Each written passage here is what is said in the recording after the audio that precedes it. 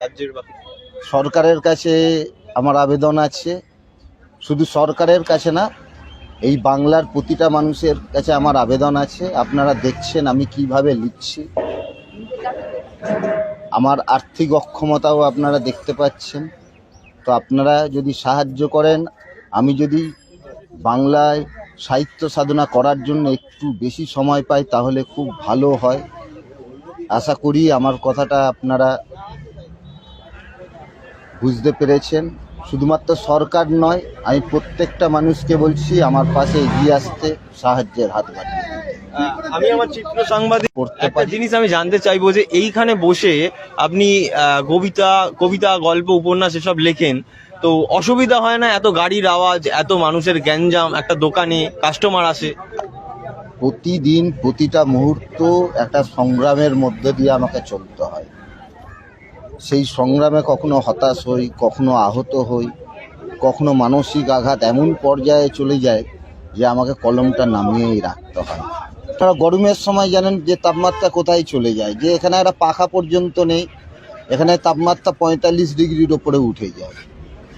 এই সমস্যাগুলো তো এসে খুব ব্যাঘাত ঘটায় আমার, কিন্তু সেখানেই আমি লিখি, তার মধ্যেই লিখি।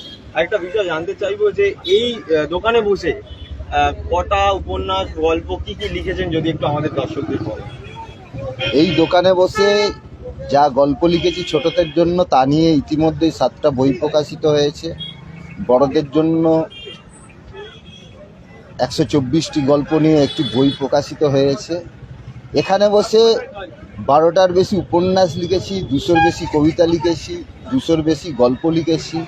এছাড়া অসংখ্য গদ্য সব এই দোকানে বসেই লেখা। এমনকি স্থানীয় বিভিন্ন সংবাদপত্রে একসময় প্রতিবেদন লিখতাম, আমি উত্তর সম্পাদকীয় লিখতাম, সেগুলো এই দোকানে বসেই পান বিক্রি করতে করতেই লেখা। আর এখানে বসে আমি 2000-এর বেশি বই পড়েছি।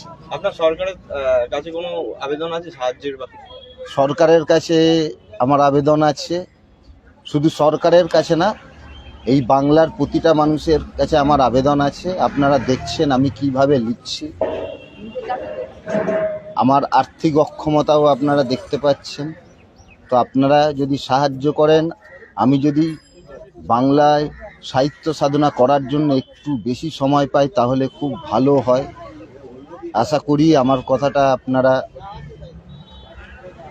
বুঝতে পেরেছেন।